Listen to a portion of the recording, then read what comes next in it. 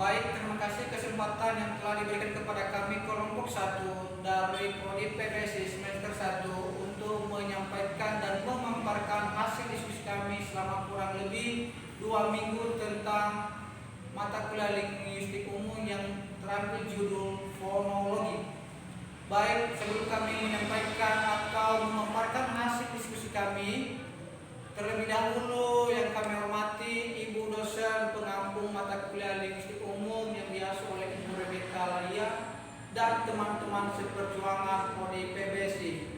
Saya ajak kita semua untuk patut bersyukur kepada Tuhan Yang Maha Kuasa, yang dimana pada hari ini kita masih diberi nafas kehidupan sehingga kita bisa menyampaikan hasil diskusi kita dan bisa kita menyelesaikan tugas kelompok kita. Perkenalkan, nama saya Akademi Sejarah Huruf Prodi PBSI semester 1 mahasiswa Stikipnya Selatan. Kepada Bapak kami, silakan. Perkenalkan, nama saya Asman Kawalima, Prodi PBSI kelas 1. Perkenalkan, nama saya Evita Christine Sri Purnama Indah Hulu dari kelompok 1. Perkenalkan, nama saya Ardawan Halal dari kelompok 1. Baik, perkenalkan, nama saya Saudara LTJ 2, Prodi PBSI kelas 1. Baik, sekian perkenalan dari kami kelompok 1. Langsung saja kami persilakan kakak kami Rita untuk menyampaikan hasil diskusi kita. Kakak silakan. Baik, terima kasih atas kesempatan yang diberikan kepada kami.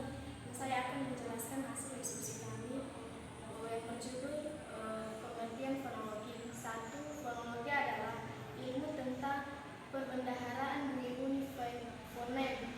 Bahasa distribusinya, fonologi diartikan sebagai kajian bahasa yang mempelajari tentang bunyi-bunyi bahasa yang diproduksi oleh alat ucap manusia. Bidang kajian fonologi adalah bunyi bahasa sebagai satuan terkecil dari ucapan dengan gabungan bunyi yang membentuk suku kata. Contoh-contoh fonologi: A. Kata pola membedakan O dan U pula. B. Kata panci yang membedakan C dan D pantai. C. Kata pegal yang membedakan G dan Y pedal. D. Diftong I yaitu pantai, santai, petai, lantai. E. Diftong I yaitu imbauan, pulau, surau, gurau. 2. Klasifikasi bunyi bahasa. 1. Vokal. 2. Bunyi yang dihasilkan tanpa melibatkan penyempitan atau penutupan pada daerah artikulasi. 3. Bunyi yang dihasilkan tanpa melibatkan pada alat bicara.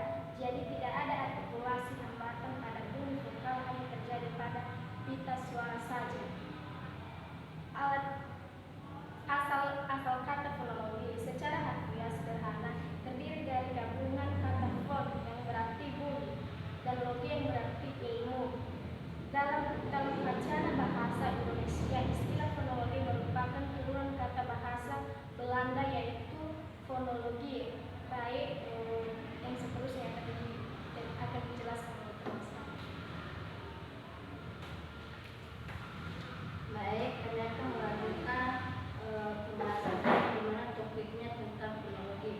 Di mana fonologi ini terdiri dari dua bagian yaitu fenotik dan fenomik. Di mana fenotik ini mempelajari bagaimana bunyi-bunyi fenom dalam sebuah bahasa direalisasikan atau dilafalkan. Fenotik juga mempelajari cara kerja organ tubuh manusia, terutama yang berhubungan dengan pengguna dan pengucapan bahasa. Dengan kata lain, fenotik adalah bagian fonologi yang mempelajari cara menghasilkan bunyi bahasa atau bagaimana suatu bunyi bahasa diproduksi oleh alat ucapan manusia. Yang kedua, fenomik. Fenomik adalah bagian fonologi yang mempelajari bunyi-bunyi ucapan menurut fungsinya sebagai pembeda arti atau sebagai pembedakan makna atau tidak. Contoh dari fenotik adalah fonem E dapat diucapkan dalam bunyi E. Sedangkan contoh dari fenomik adalah fonem U pada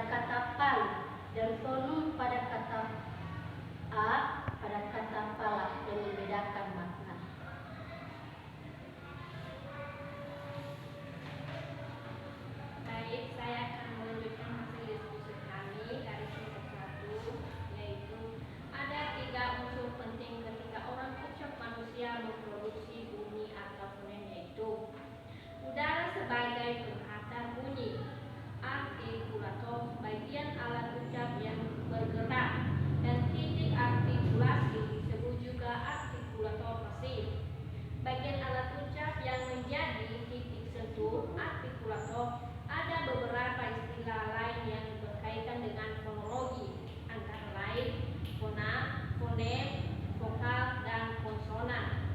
Fona adalah bunyi ujaran yang bersifat netral atau masih belum terbukti membedakan arti. Fonem adalah satuan bunyi ujaran terkecil yang membedakan arti. Variasi fonem karena pengaruh lingkungan yang dimasuki disebut alfon. Gambar atau lambang fonem dinamakan huruf. Jadi, fonem berbeda dengan huruf. Variasi ini terdiri dari vokal, konsonan, diftong, vokal rangkap, dan kluster konsonan rangkap.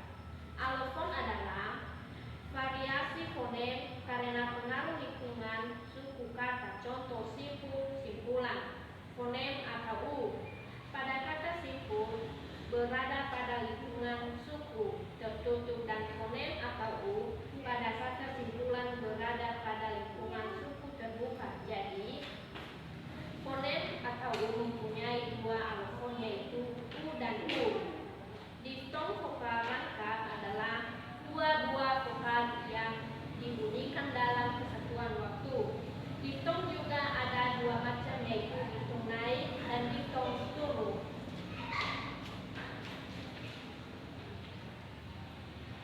Kluster konsonan rangkap adalah dua atau lebih. Ini merupakan bagian dari struktur fonetis atau fonotaktis yang disadari oleh penuturnya.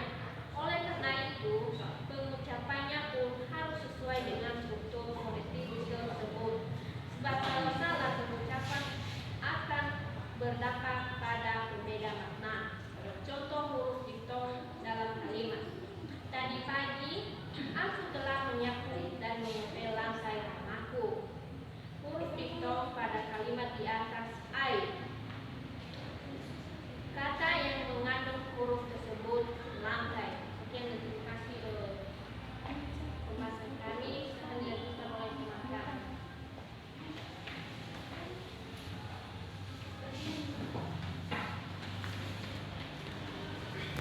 Baik, saya cuma teruskan untuk penjelasan kami yang dimana mengenai vokal. Vokal adalah fonem yang dihasilkan dengan menggerakkan keluar udara tanpa rintangan. Dalam bahasa, khususnya bahasa Indonesia, terdapat huruf vokal. Huruf vokal merupakan huruf-huruf yang dapat berdiri tunggal dan menghasilkan bunyi sendiri. Huruf vokal terdiri atas A, I, U, E, dan O. Huruf vokal sering pula disebut huruf hidup. Konsonan adalah fonem yang dihasilkan dengan menggerakkan udara keluar dengan rintangan.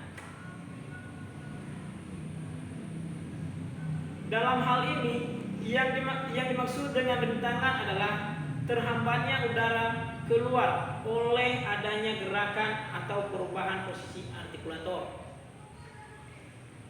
Terdapat pula istilah huruf konsonan, yaitu huruf-huruf yang tidak dapat berdiri tunggal dan membutuhkan keberadaan huruf vokal untuk menghasilkan bunyi. Huruf konsonan tersebut terdiri atas B, C, D, F, G, H, J, K, L, M, N,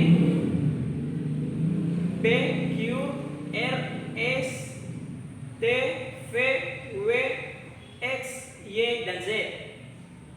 Huruf konsonan sering pula disebut sebagai huruf mati. Contoh huruf konsonan rangkap dalam kalimat. 1. Wahana permainan tersebut dikhususkan untuk anak balita. A. Huruf konsonan rangkap pada kalimat di atas KH. B. Kata yang mengandung huruf konsonan rangkap tersebut KH. Anak-anak itu tengah bermain di rumah salah satu teman mereka. Huruf konsonan rangkap pada kalimat di atas NG.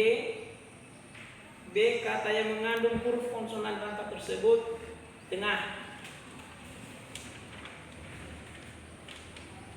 3. Sembako tersebut hanya akan diberikan kepada fakir miskin dan anak yatim piatu.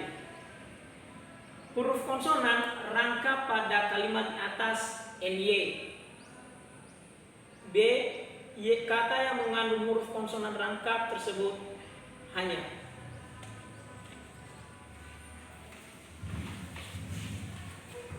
Baik, kami lanjutkan menjelaskan hasil diskusi kami, yaitu fungsi fonologi.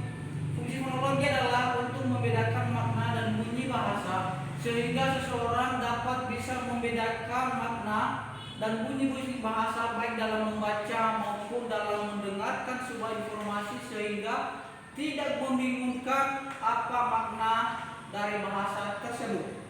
Tujuan fonologi. 1. Fonologi sebagian dari studi linguistik. Berdasarkan tujuan kajiannya dibedakan atas fonologi teoritis dan fonologi praktis. 2. Tujuan fonologi didasarkan atas tujuan teoritis dan tujuan praktis. 3. Fonologi mencakup atas studi fonetik dan fonetik. Mengapa kita harus mempelajari fonologi? Karena fonologi itu adalah mempelajari tentang bunyi-bunyi bahasa dan mempelajari tentang bunyi-bunyi bahasa yang diproduksi oleh alat ucap manusia.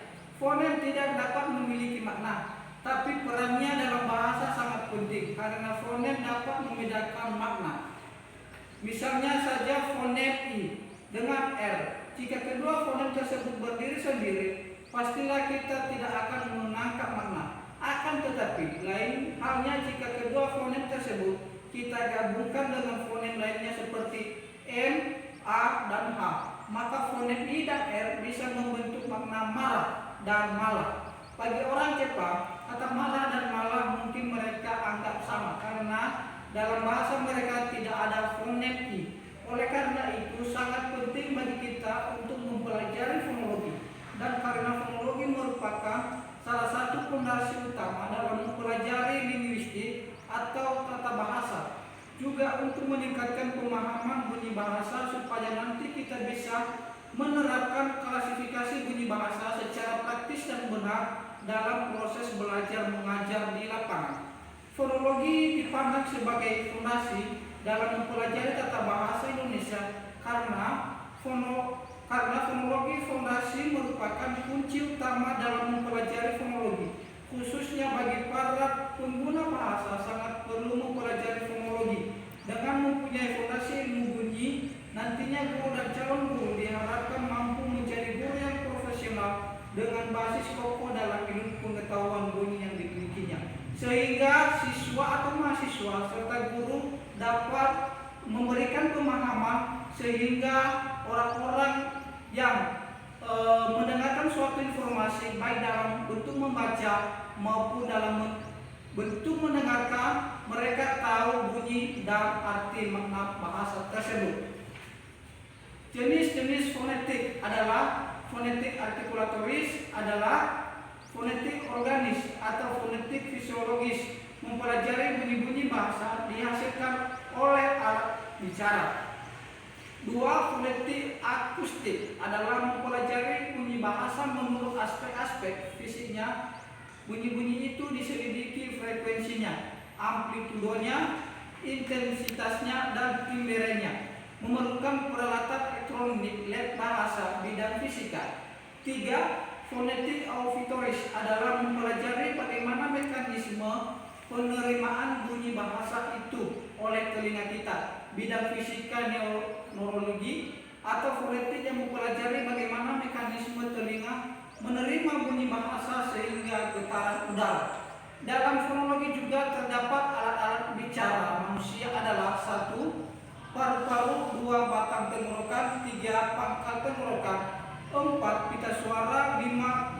Krikoid, 6. Tiroid, 7. Dinding rongga kerongkongan, 8. Epiglottis, 9. Akar lidah, 10. Pangkal lidah, 11. Tengah lidah, 12. Daun lidah, 13. Ujung lidah, 14. Anak kekak, 15 langit-langit lunak, 16 langit-langit keras, 17 busi, 18 gigi atas, 19 gigi bawah, 20 bibir atas, 21 bibir bawah, 22 mulut, 23 rongga mulut, 24 rongga hidung. Maka kami akan menjelaskan tentang alat bicara manusia. Ini jika kita tidak menggunakan atau tidak ada salah satu, contohnya lidah, maka seseorang tidak akan bisa menyampaikan informasi jika lidah tersebut tidak ada. Baik, itu saja hasil diskusi kami dari kelompok 1. Jika ada kata-kata atau bahasa yang kurang tepat untuk menggunakan bahasa tersebut, kami minta maaf sebesar-besarnya. Dan atas kritik dari Bapak Ibu dan teman-teman lain, kami belajar untuk memperbaikinya. Terima kasih, ya Allah.